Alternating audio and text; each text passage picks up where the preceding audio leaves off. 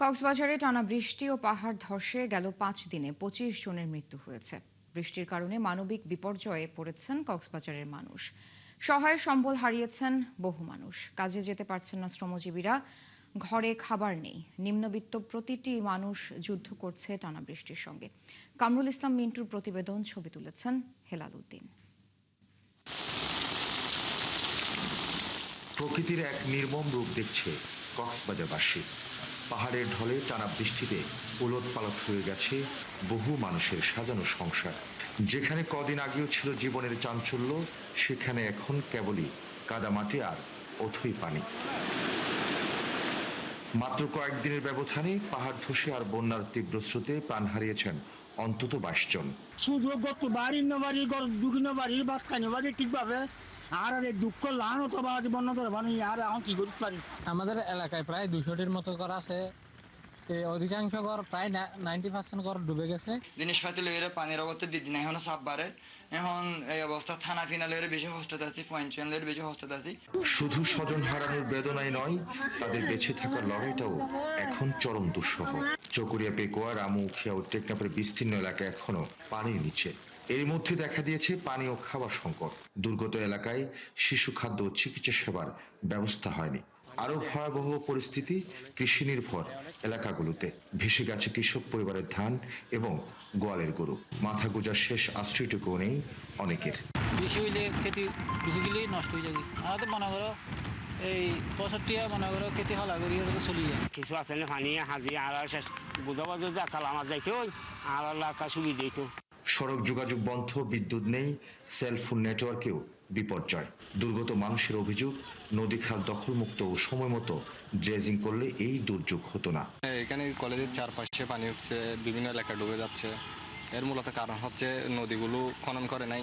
ছোট ছোট যে নদী নালাগুলো আছে, যেগুলো দিয়ে পানি চলে যাওয়ার কথা, নদীতে গিয়ে চলে যাওয়ার কথা, এই নদীগুলো আসলে বন্ধ অবস্থায় আছে এখন।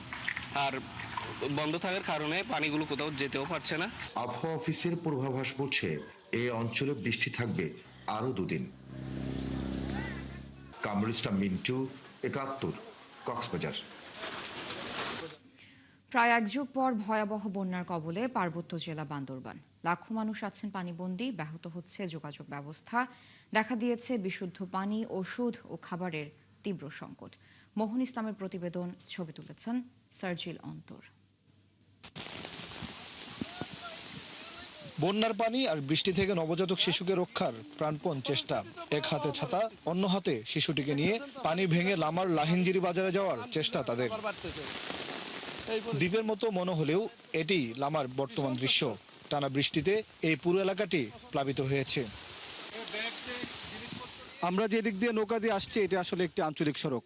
এই সড়কটি লামা আলীকদমের সাথে বান্দরবনকে যুক্ত করেছে। কিন্তু এই সময়ে এসে পানির তীব্রতা এত বেশি যে নৌকা ছাড়া মানুষের আর কোনো উপায় নেই। রাস্তা ডুবে যাওয়ায় আলীকদম আর বান্দরবানের সাথে যোগাযোগ ব্যবস্থা ভেঙে পড়েছে লামার। কয়েক জায়গায় রাস্তা ডুবে গেছে, কোথাও হাঁটু, আবার কোথাও কোমর পানি। পানি বেশি, পুরা বেশি, নৌকা ছাড়া আসতে পারবো না কোনোদিনও। যাইতে আসতে কোনো সুবিধা নাই, গাড়ি ঘোড়াও নাই। ভোগান থেকে তো অনেক পানি, এখানে তো সব জায়গায় পানি হয়ে গেছে। শুক্রবার দুপুরের পর থেকে আবারও টানা ভারী বৃষ্টিতে পানি বাড়ছে। ফলাফল, পরিস্থিতির আরও অবনতি। মাতামুহুরীর কোল ঘেঁষা প্রায় সবগুলো গ্রামেই পানিবন্দী, আটকে আছেন লাখো মানুষ। এইটি বান্দরবনের একটি প্রাথমিক বিদ্যালয়। বিদ্যালয়টি বন্যার জন্য বন্ধ রয়েছে। পাশে একটি ঘর রয়েছে, সেখানে থাকতেন কয়েকজন মিস্ত্রি, সেই ঘরটিও ডুবে গিয়েছে। বিদ্যালয়ের মাঠে আমরা আছি, মাঠে কি পরিমাণ পানি সেটা আমরা একটু মেপে দেখার চেষ্টা করব। বৈঠা দিয়ে আমরা যদি মাপার চেষ্টা করি, বৈঠাও আসলে ডুবে যাচ্ছে। প্রায় ৬ ফিটের মতো পানি রয়েছে বিদ্যালয়ের এই মাঠটিতে। স্কুল হচ্ছে হলিচার পাবলিক স্কুলে, এখানে পানি বেশি হয়ে গেছে, তাই জন্য যাইতে পারতেছি না। কয়েকদিনের বন্যায় দেখা দিয়েছে বিশুদ্ধ পানি, ঔষধ ও খাবার সংকট। রয়েছে ত্রাণের অপ্রতুলতা। তোরা বাজার করেন কোন জায়গা থেকে বা খাবার? লামা বাজার থেকে।